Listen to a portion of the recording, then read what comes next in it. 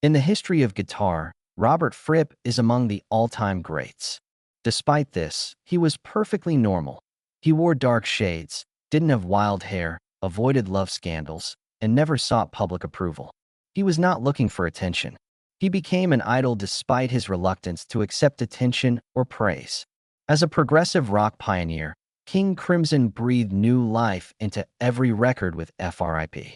Their revolutionary ideas caused them to defy all expectations, and suddenly they vanished from history. King Crimson remained a mystery to the audience, ever-changing and radical, while contemporaries like Pink Floyd or Genesis soared to commercial heights.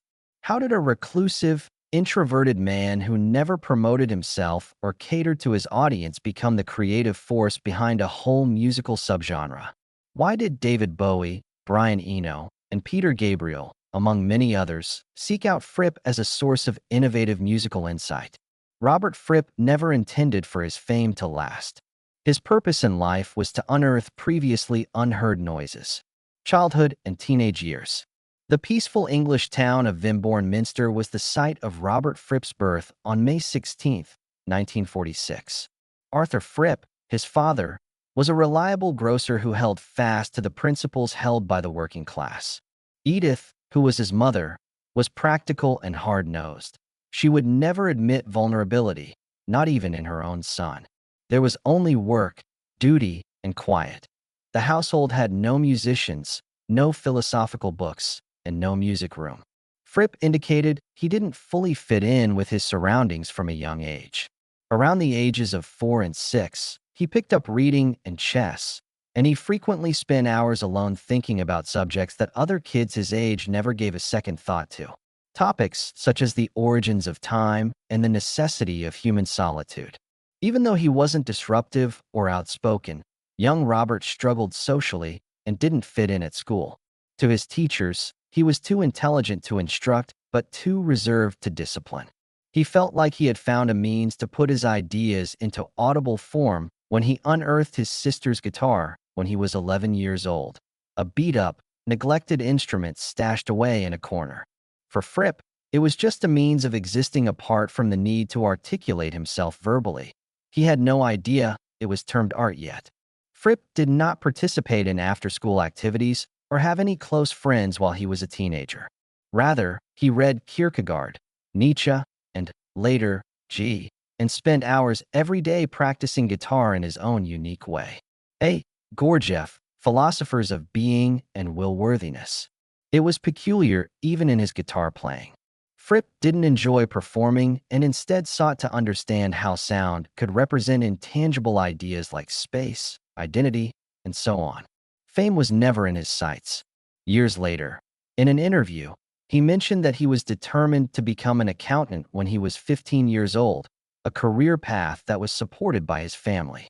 However, he eventually stopped doing it, not because he was bored, because he was unable to function in the world without hearing.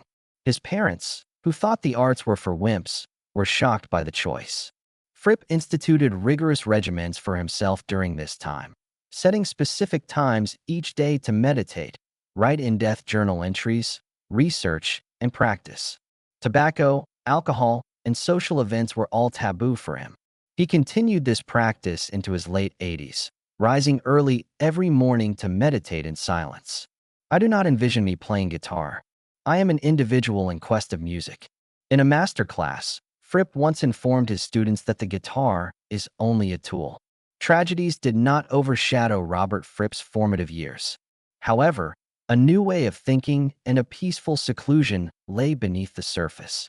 An ongoing internal struggle between the desire to delve into one's own thoughts and feelings and the pressures of conforming to societal expectations. Fripp made music that was singularly his own by opting for quiet in a society that valued outspokenness. Robert Fripp did not follow the conventional route of a working musician when he became 20 years old. He studied musical structure, practiced using his own approach, and read philosophy as much as he practiced his fingers, rather than going into cover bands or playing bar gigs to make ends meet. He stood out in the London music scene of the 1960s as an unusual character. Too serious, too quiet, and unconcerned with what the masses thought. Michael and Peter Giles formed the strange band Giles, and Fripp in 1967. Fripp was a member of the ensemble. They blended pop jazz with classical music. Even though the band wasn't commercially successful, Fripp had his start exploring music as a living structure, not just something to be heard, but something to be intuitively and intellectually felt. He and several other people built on that groundwork in 1968 when they formed King Crimson, not in the traditional sense, but rather as a creative manifesto for the whole group. Despite his lack of vocal talent and public speaking skills, Fripp had complete creative control over the band's sound, arrangements, stage philosophy, and even album artwork. In his mind, the band was like a living organism. Its music would move forward indefatigably, ignoring passing fads. Their self-titled debut album was released in October 1969. This brought about an instantaneous feeling. Mellotron passages straight out of a science fiction nightmare, ritualistic melodies, and vicious, growling guitar lines were all part of it. Rock had never dared to attempt anything like it before. According to Rolling Stone, it was an incredible perceptual explosion. It is the first genuine classic of progressive rock, as Pete Townsend of The Who proclaimed. That triumph, though, was not Fripp's final goal. Internal tensions burst forth only a few months afterwards. Greg Lake and Ian MacDonald departed in succession. Working with Fripp, who insisted on pinpoint accuracy and would have none of it, was too much for most people. Still, he took it all in stride. According to Fripp, there were no official members of King Crimson. The only thing designed to last is the music. For its upkeep, I did not organize a band. I formed a band to discover what no one had heard before, Fripp once said. Over the next 5 years, he kept rotating the lineup and released albums like Lark's Tongues and Aspic, Starless and Bible Black, and Red, each radically different, extreme, and ahead of its time. Fripp wasn't seeking stability. He was pursuing something bigger, a kind of music capable of altering consciousness, both sacred and chaotic, and this was only the beginning. Career success at a time when progressive rock bands were reaching their commercial peak in the early 1970s, Robert Fripp quietly took a different path. To him, success wasn't about how many records were sold or how large the audience was. It was about how deeply music could reach into human consciousness. After King Crimson released 3 consecutive albums in 1973 to 1974, Lark's Tongues and Aspic, Starless and Bible Black Red, Fripp abruptly announced the band's dissolution. The reason? He felt that music was turning into a product rather than an experience. We were no longer creating rituals. We were selling tickets, he said. While fans were bewildered and critics lamented the decision, Fripp withdrew from the stage and went into retreat. During this period, he studied under J.G. Bennett, a British mystic who taught Gurdjieff philosophy. Fripp participated in meditation courses, performed manual labor, and lived like a monk.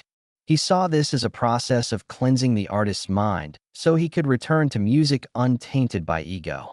And when he returned, Fripp didn't reform King Crimson. Instead, he dove into a series of boundary-breaking projects, defying every convention. In 1977, he played on David Bowie's Heroes album. Was Fripp's haunting, distorted, long-sustained guitar work, sounding as if it echoed from another dimension, that gave the title track its surreal character. Bowie saw Fripp not just as a musician, but as a summoner of sound from beyond reality. That same year, he collaborated with Brian Eno, releasing No Pussyfooting and later Evening Star, pioneering ambient albums that used tape loop techniques Fripp dubbed Frippertronics. There were no clear melodies, no rhythms, only evolving layers of sound opening into a purely meditative sonic space. Fripp also appeared on Peter Gabriel's debut solo album, collaborated with Daryl Hall, Blondie, Talking Heads, and taught in his own workshops, where he passed on the idea of music as a spiritual path. In 1981, he revived King Crimson, but in an entirely new form. New lineup, new sound, new philosophy. The album Discipline marked a turning point, blending post-punk, minimalism, and meditative thought. While many old bands stagnated with recycled formulas, Fripp stayed a step ahead, never repeating himself. I don't want to become the past of myself. "I want the music to still be happening, not remembered," said Fripp. At every stage, he dismantled what he had built, not out of disdain, but because he refused stagnation. For Fripp, music wasn't a career, it was a ritual journey, sacred, transformative, and unending. Disputes, conflicts, and upheavals. Robert Fripp wasn't just an unpredictable artist, he was an extremely difficult person to work with. To Fripp, music was a sacred ritual, and anyone who failed to treat it with absolute seriousness was considered on a different plane of consciousness. Over more than 5 decades, King Crimson went through lineup changes almost with every album. Fripp never tried to keep the band stable, believing that stability led to stagnation. But this philosophy also sparked countless conflicts. Legendary drummer Bill Bruford once shared, "Fripp is a creative genius, but he demands total control, from every drum beat to how you stand on stage." Many musicians left Crimson in frustration, not because of the music, but because they couldn't endure the psychological pressure of working with him. Even longtime collaborators like Adrian Belew weren't immune to conflict. In 2013, Fripp announced his retirement from the music industry, citing a loss of faith in the mutual respect between artist and system. Not long after he reformed King Crimson, without inviting Belew back, causing controversy among fans. Fripp offered no explanation, stating only, "Emotion is not the measure of artistic decisions." But Fripp didn't only clash with fellow musicians. He waged a long and bitter battle with the record industry. For years, labels like EG Records were accused by him of exploiting King Crimson's copyrights and re-releasing recordings without his consent. Fripp sued, wrote open letters, and publicly condemned the music industry as structurally exploitative and ethically bankrupt. In the mid-1990s, he founded Discipline Global Mobile, DGM, his own record label, built on principles of transparency, fair profit sharing, and respect for creative rights. DGM became a reference model for many independent artists to follow. Another upheaval came from his public image. During the COVID-19 pandemic, Fripp unexpectedly appeared in a YouTube video series called Sunday Lunch, playing guitar while his wife, singer Toyah Willcox, dressed outrageously, danced, and sang rock classics. Many were stunned. Was this the same stoic Robert Fripp? The public was divided. Some claimed he was destroying the legendary image. Others saw, perhaps for the first time, that Fripp was genuinely having fun. Fripp's response was brief. "If an artist can't laugh at himself, then he's worshiping his ego, not the music." He didn't apologize. He didn't explain. Because more than anyone, Robert Fripp understood this truth. The price of absolute freedom is being misunderstood your whole life. Personal life offstage. Robert Fripp did not live like a rock legend. No parties, no mobs of fans, not even a TV in the living room.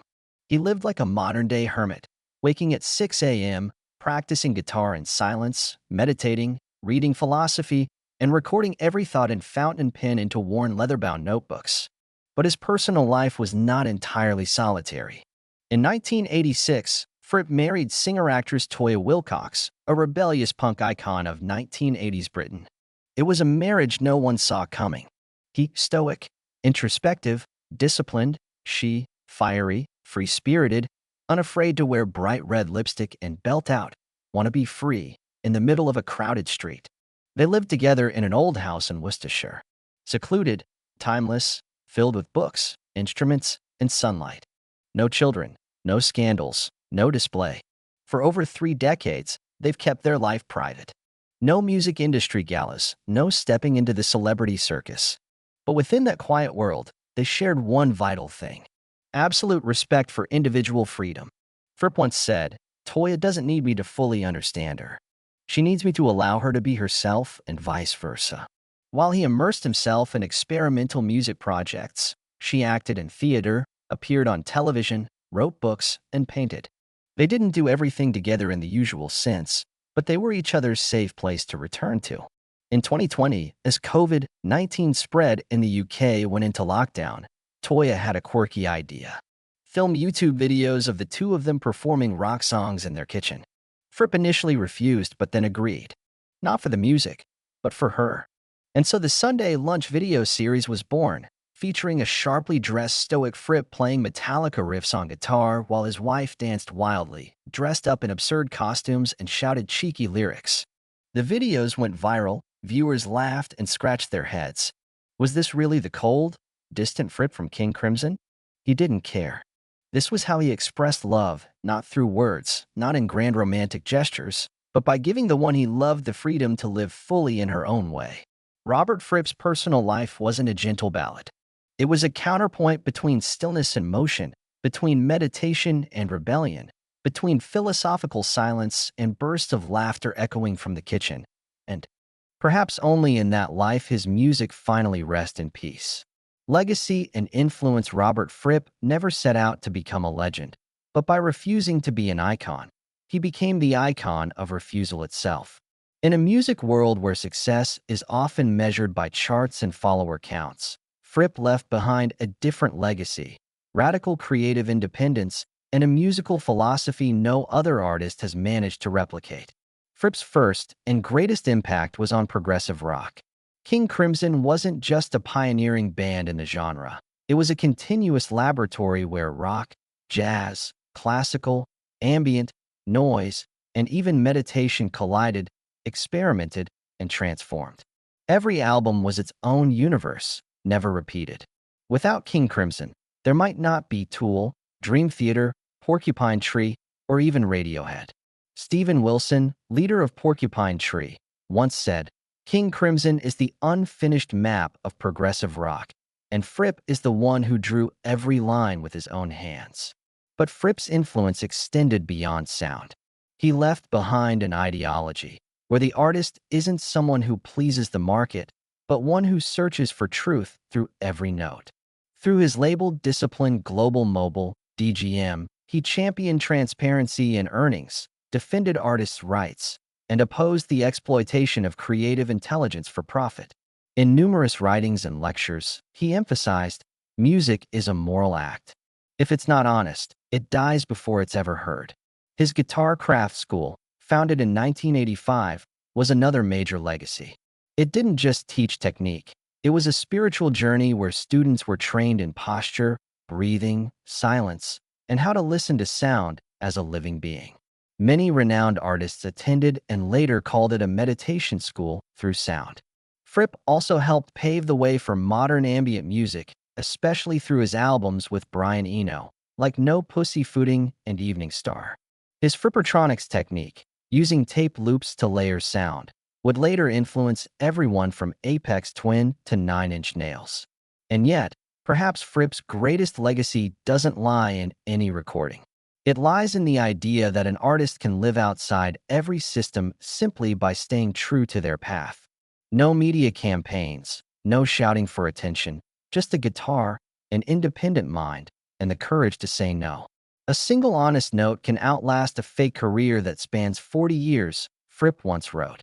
And maybe, precisely because he never tried to become anyone else, Robert Fripp became himself. A singular, irreplaceable figure in the history of modern music. Present life. Robert Fripp will turn 79 in 2025. But unlike the image of an aging artist quietly living in nostalgia, he still wakes up at 6 a.m. every day, practices guitar, meditates, and records his thoughts in a leather-bound notebook kept by his bedside. To Fripp, age isn't an end point. It's just another stage in the creative journey. He and his wife, Toyah Willcox, still live in their old house in Worcestershire, where the stone walls are covered in moss, and the only sound each morning is the gentle hum of guitar strings. They don't throw parties, they don't entertain strangers, but they work every day as if still in their prime. After announcing his withdrawal from the music industry in 2012, Fripp was thought to have retired. But then he returned, stronger than ever. In 2013, he reformed King Crimson with a new lineup, not to follow the times, but to move against them. They released Radical Action to unseat the hold of Monkey Mind, Meltdown, Live in Mexico City, and performed shows like Sacred Rituals. No LED screens, no choreography, no colorful lights, just sound. Pure, raw, and uncompromising. Since 2020, Fripp has become unexpectedly famous in a way no one could have predicted as a YouTuber. In the Sunday Lunch video series, he appears in a sharp suit, playing heavy metal classics like Enter Sandman and Chop Suey. while Toyah dances, dresses up in outrageous costumes, screams lyrics, and sometimes cracks eggs on his head. The videos went viral, racking up millions of views, turning Fripp into a strange kind of internet icon, half real, half parody. Critics were confused, longtime fans were divided, but Fripp remained calm. "I don't perform to protect an image. I live, and living can look strange to those who are already dead inside." In 2024, he and Toyah continued their Sunday lunch rock party tour across the UK, bringing both musical seriousness and domestic humor to small theaters. At the same time, Fripp kept releasing new ambient recordings and publishing essays on musical philosophy via DGM Live, a site he runs himself, managing everything from content to copyright. At nearly 80, Robert Fripp has nothing left to prove. There is no comeback because he never truly left. He merely moved to a different dimension where the guitar still plays each morning, untouched by time, trends, or industry. And in a strange twist, Robert Fripp, the man who spent a lifetime avoiding the public, has become the most relatable legend social media has ever known. Robert Fripp never screamed to be noticed. He didn't live to be remembered, yet became one of the most unforgettable names in music. Not because of album sales or commercial triumphs, but because he remains living proof that it's possible to reject everything the industry demands and still endure proudly unbent. Fripp never tried to become a monument. He just tried to stay honest to each note he played, each thought he wrote down, each moment he lived. And through that honesty, he left an indelible mark, not on the charts, but on the minds of an entire generation of artists. At nearly 80, he doesn't deliver grand declarations or stage lavish farewell tours. He simply plays guitar each morning alongside his delightfully strange wife and continues to explore sound. Because for Robert Fripp, greatness doesn't lie in the spotlight. It lives in the silence between two notes, the place only the brave have the patience to hear. Have you ever listened to King Crimson? What do you think when you see someone like Fripp, nearly 80, still playing Metallica in the kitchen with his wife? Share your thoughts or the Fripp track you'll never forget in the comments below. And if you love stories about artists as unusual as this, don't forget to subscribe to our channel. The next journey will be even stranger than you